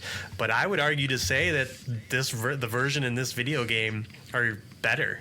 They're actually better. I know one character at least is. Yeah, Drax is amazing in this game. He's not actually a buffoon and an idiot that he's often portrayed in the movies, but he's actually really intellectual and smart. He just doesn't get a lot of social quirks. They go over his head. Nothing goes over my head. If it did, I would catch it. But yeah, just a wonderful game with, Mass Effect type decisions to be made. The combat was serviceable, but I enjoyed the huddle mechanic in which you all got together and you would have to hype up the Guardians of the Galaxy so they would get all these boosts, and then it would play some sweet track. I don't know if it was planned or not, but when I was playing the final boss and I did the huddle, and then they were playing Tears for Fears, Everybody Wants to Rule the World, I was like, oh my God, like this, that's the perfect song for this moment. And I love being surprised. Like, when this was announced alongside the Avengers game from Crystal Dynamics, you were like, how are they going to do a Guardians of the Galaxy game? But they did, and it's incredible. And, again, it's kind of like Ratchet and Clank. It just kind of came and went, but a very memorable experience. Nice. Well done. All right, and then my number 2, and then I'll let Nick do number 1 because I'm sure that's both of ours. My number 2, because I played it that year, this might surprise you, Nick, but Vampire Survivors. Wow. Vampire Survivors is a game that I never would have thought I would have loved. It's a game, if you explain to me what it is, I would have laughed at you and said that sounds dumb. But as soon as you start playing it, you kind of get it. It's a very rudimentary looking pixel-based auto battler where all you ever do is move your little sprite around this increasingly enemy-filled screen, and you're collecting new weapons, you're collecting new abilities, and those things interact with each other to just kind of make a beautiful chaos. When I first played it, I always joked that this is dopamine the video game, because like the quickness that you level up in this game is bananas, right? Each run lasts 30 minutes. At the end of 30 minutes, death comes and kills you, so it never really goes much further than that. But within that 30 minutes, you can level up about 150 times, and every single time you do it, and that's not an exaggerated number. That is an actual number. Every time you do it, you're getting, you're leveling up the different weapons you have, the things you've already collected, and you're just kind of going in this rhythm where you're just getting more stronger, more powerful. This is matching with that's doing this, and then the developer, who I believe is a single dude from Italy, has done an incredible job with just modifying the game, just incorporating different DLCs, different weapon sets, different levels, different hidden things within the level, right? You kind of enter this thing and you're looking at the screen and you move off edge and it just kind of scrolls and you think this is just a big green field. Well, no, once you unlock the map, you realize that there's different things hidden around here. There's a question mark over there, and if you kind of walk in one direction for, no joke, sometimes like 10 minutes, you get to the hidden thing. And it's such a nice, tight little package that's incredibly well priced. It just came out on PlayStation. I picked it up again for $5, brand new, sight unseen. I'd highly encourage anybody to check that out. It's cheaper than a large coffee at Starbucks. But it's just, if you are an enjoyer of leveling things up, of getting stronger, of just seeing, that progression, it's pure fucking crack cocaine in video game form. It's good stuff. Yeah, and just came out on PlayStation. Just came out on PlayStation. It's also available on phones for like $2, I think. It's a great little pooping game.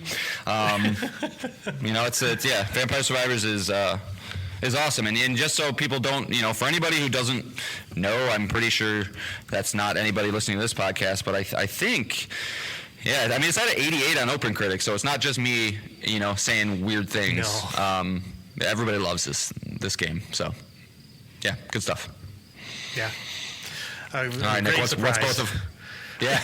All right, well, what's both of our Game of the Years? Oh, that's easy. We're the PlayStation guys, and who would have thought, Housemarque's first foray into a third-person roguelike shooter would be crazy enjoyable, and that is, of course, Returnal. Just, man. Where's their next game? Dude, I mean, they're at the top of my list of logos I want to see. Yeah. I love Housemarque. I loved Alien Nation. I loved Dead Nation. I thought Nex Machina was cool, but a little too fast for me. I just couldn't handle it. And so I was looking forward to Returnal, and I thought it was going to be fun, but I did not think that they were going to migrate to a 3D space as well as they did, because typically they're either top-down or like super arcadey, and not like a over-the-shoulder third-person shooter. But man, did they do what they do. They're always known for fast, tight controls, which everybody knows that's like my number one thing in video games. And it mixed in a lot of other things I personally love about games too. The roguelike formula where you start every run brand new and you're going to get different things throughout it. The game is tough as nails where, you know, you really feel like you earn it when you beat a boss. It has that Dark Souls feeling when you get through a boss and you're like, God, I fucking got you, you asshole. And then just certain moments, the music, obviously there's the one special boss, I believe it's 4 or 5, 4 actually, yeah, I believe 4. is who it is incredibly cool, and it's got a story there that's deep if you're ready for it. I mean, I personally think that's probably the weakest part of the game, but it doesn't affect my feelings on it because the gameplay and everything that's in there is so fun to play. It's also my black mark of a platinum trophy. It's you have it and I don't, and it drives me nuts. But it's got a lot of RNG to that platinum, so that's kind of annoying. But I've talked enough. Nick, go for it. No, I mean everything you said. Yeah, the Hyperion fight is a highlight, but all the boss fights really, and like you said, you hit walls in this game, and it's just amazing. When you get through them, or you just get the Hollow Seeker, and it's the game's a lot easier. Yeah. But yeah, it like I'm not that big into roguelikes in general, but I definitely see the appeal because, you know, when you go from like the day that I started playing that game till when I was grinding for that platinum trophy, that game was cake. Like I could deal with any threats, any enemies, and yeah, at certain points, like, you know, I might get caught, flat-footed, but it controlled so tightly you could never blame anybody else but yourself when you died. And and that feels real bad after 2.5 hours and grinding. And you're like, oh no! And you can die fast in this game. You can think you are safe and you have all the health in the world, and then you run into a corrupted certain type of enemy. You go, oh fuck! I don't have the right weapon for this. This isn't good. Yeah, and just the world, the mystery of the story, you know, all those first person sections where you're wandering that house and you're just like, what is going on? And to this day, I probably still don't know what's going on. But yeah, I've tried. It's still convoluted. But that's kind of what I like about, like, especially like the early days of a console launch is like, you know, you get these studios taking chances on new ideas, new properties. You know, you're not just seeing the sequels to all the big games. You're seeing, you know, this game. You know, and there's nothing like it in Sony's arsenal. And hopefully, you know, Housemarque is working on a sequel to this in some way. That's what I'm hoping. I would imagine the next thing we see from them won't be.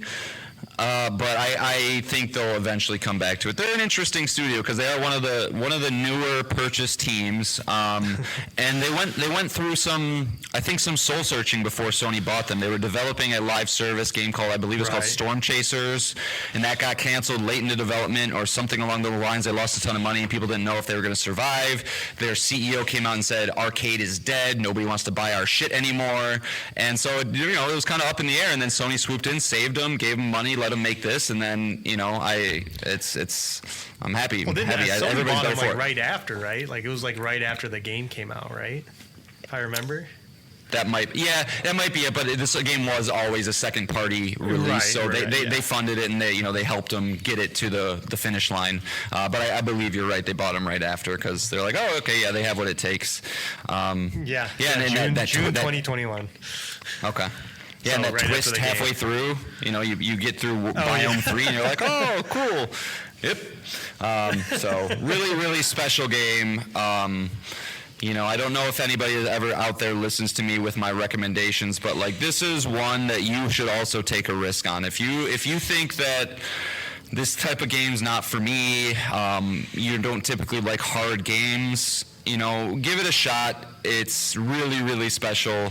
The only thing I would say skill-wise you absolutely need is you gotta be at least pretty good at shooting and fast movements. But, as Nick said, the game starts pretty hard and then you start to learn it and you realize what you can melee, what you can't, what you can, you learn it and you're good. So, yeah.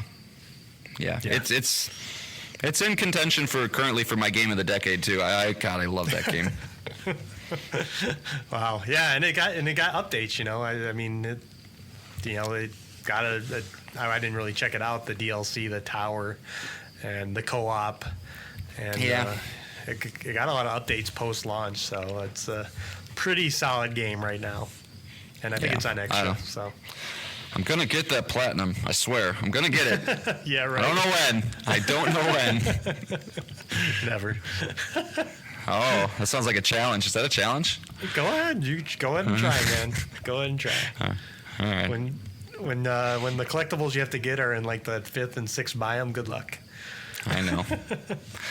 Can my pettiness outweigh that? I don't know. Yeah. We'll see. Cool. I like that. Good. I like the game of the year conversations. Those are always fun. Yeah. Like it'll get interesting. Like like I said, next 2020 year was a big year. 2020. I was just about to be a jerk and be like, "Oh, it's Last of Us 2. Well, we'll see you in 2019." But then I was like, "Oh, Hades." Well. So Hades, we'll do that one next. Tsushima, Miles Morales, Final Fantasy VII remake. No, that was the year before. That was COVID fuck year. you. Okay, whatever. Oh no, you're right. You're right. COVID year, 2020. Yeah, you're right. Oh, well. You're right. Animal Crossing was that year. And Doom, because that was the same day. Yeah. So, okay. Shit. It's a good year. Yeah, it was a good year. A lot of heavy hitters that year, as that was the end of the console. So. Okay, well that's it. That's all the things we brought for today. The teases are obvious. I mean, by this time next week, we'll both have touched Astrobot. Touched him so good. So many different places. Yeah. Well, I want you to think about this in your head right now. Is what's your favorite cameo? Because there's like over 150. So yeah, they'll be flying past us at the speed of light. So reviews are this upcoming Thursday.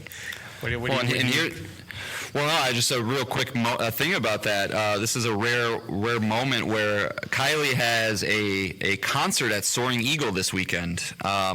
She's leaving.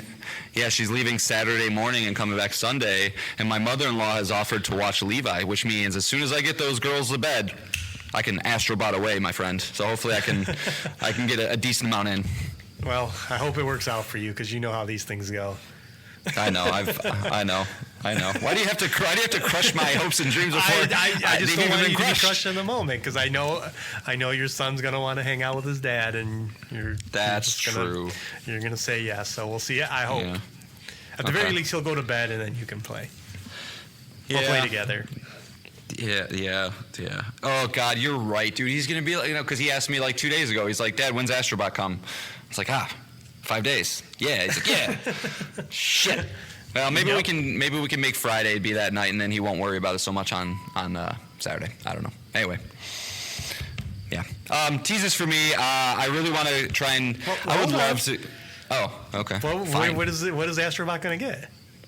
Oh, Astrobot is going to get a 91. Okay. Yeah. Yes. It'll be 88 to 92. It'll be in that range. Yep. But I need you to throw a number, Nick, because don't be a scaredy cat. I'm going to go 88. 88. Okay. Yeah. I see lots of 9s, lots of 10s. Maybe not lots of 10s. Lots of 9s. Yeah, just lots of 9s. Yeah, for sure. Cool. Am I allowed to tease now? Can I tease? Yeah, of course. All right, cool. So yeah, obviously I would love to get through Lost Crown. I'm sure that probably won't happen, but you know, I'm a good 60% of the way done. Like I said, my plan is to beat the game, give it to you, and then when you give it back to me, I'll go for the platinum. More so because I'm going to be wanting to play Astrobot than anything. But I'm in no rush to get it, so don't worry about it. Yeah, I guess that's true. Well, yeah, so some form of that, and then I got through Danganronpa 2, the second trial, so on to trial 3. Probably won't have anything to say, but that's what I'm doing with my time, and and Vampire Surviving. Yeah. So. Yeah. It'll definitely be an Astrobot heavy episode as we. You should really just buy Vampire Survivors and check it out. $5, Nick. Come on, just do it. Okay, Blatro, Vampire Survivors. Yeah. Like, come on, man. And yeah. I put $5 on your desk at work. Just know that you have that there and buy it guilt free. Yeah, I mean, I plan on getting to like a lot of games, so we can talk about them at the end of the year. But yeah. We're in it. I mean, it's September. It's they're gonna be coming at a pace now. Space Marine 2 will be out. What's the next game that we care about after Astrobot? We? Yeah, I don't think you care about anything. I don't care about anything ever. But like, we don't care about like Space Marine. But like, is there anything else? Like, what's the next big one? I guess it's Zelda. No, it's Zelda. You, That's Zelda. It. Yeah, it's Zelda. Okay. Yeah. And then for you, it's Hello Kitty Island Adventure. October. I keep an eye on Silent Hill 2. Keep an eye on Metaphor ReFantasio. Keep an eye on Life is Strange Double Exposure. And then I'll find it very funny. I'll find it very funny if you play Metaphor, just so you know. Probably not. That has next year written all over it. Yep. But I'm interested to see how it does. So yeah, I mean, games will be coming. I mean, again, we're in September. We're at a DEF CON 1 for a Sony State of Play. And this console will be wild. Yeah. I mean, and actually seeing a non-Billy Boone Coon version of the PS5 Pro. See what it looks like. Exactly, what it really looks like, and what games are going to take advantage of it. They got to roll out their strategy into why you want to spend presumably $600 at minimum for this thing. So. Ooh, there's an article posted 1 hour ago that says huge PS5 upgrade is coming very soon, but it may cost more than you expect. Ooh. Is there a limit? What is your limit? 700? My limit? It's all about that trade-in. I don't know, man. 600 you gotta probably. See it first. Yeah, I don't know, man. I mean, I had a little conversation with Kylie about our reported Japanese excursion, and that didn't go so well. So, we'll see. We'll see how I can spend my money here in the next coming couple months. Yeah. And it's gotta, they couldn't sell us on PSVR 2, so they gotta, sell us on this, and they gotta give us reasons. Well, that's like I said. I mean, if there's a world where I can get the trade-in with my PS5, I have $234 sitting on a card in my wallet. Like, I don't know, maybe. That's true. So. Yeah, and I mean, to be honest, all I have to do is say GTA 6. Best place to play it, and there you go. 30 frames on Xbox, 60 frames on PS5 Pro. Yeah. Yep. Yeah, that'd be huge. That'll be. I'll want one at that point. So, but we'll see. Yeah. I mean, by the time we next record, we might know. Yeah, it's true. You never know. Nobody they'll announce ever it, knows. and it'll happen. They could announce it tomorrow for Thursday, and we'll be like, oh shit. Mm-hmm. Here we go. One can only hope. The only thing I want, Nick, is if they do another fucking thing and they're like, here's Fair Games, here's like MLB Show 25, and like, don't just blow this shit open, I'm gonna be frustrated. Yeah, you need a new game announcement alongside this thing. I need at least two. I need at least two at this point. Just all of them. Well, I mean, I am guaranteeing Ghost of Tsushima 2. It just feels like that. And like, I need Housemarque's thing. I need what Naughty Dog's work. I just, there's so much. Come on. Yeah. So Sony bends the longest without release. Then Sucker Punch. Then Housemarque. And Naughty Dog, of course. But yeah. So those are the big ones. So we'll see. You know, it's gonna be a crazy month. And we hope you come here to listen to our reactions. Yes. To everything. The best ones. So. Yes. All right. So Take us home, Nick. For the song, we're going to go back to a galaxy far, far away. This song is called K-Vest the Outlaw by Wilbert Rajay II. And he did the entire soundtrack for Star Wars Outlaws, which is very excellent. Very, very good. So, why didn't they get John Williams? What the hell? Yeah. Enjoy the song. And again, thanks for listening. I still can't believe I'm still in shock over Concord. That's blow my mind all week. Yeah, that 25,000 copies, man. Oh my gosh. It's like I said, unprecedented is the best term for it. So, all right. We thank you for listening. And of course, we will be back next week with Astrobot and another Up to 6 Things. Goodbye. See ya.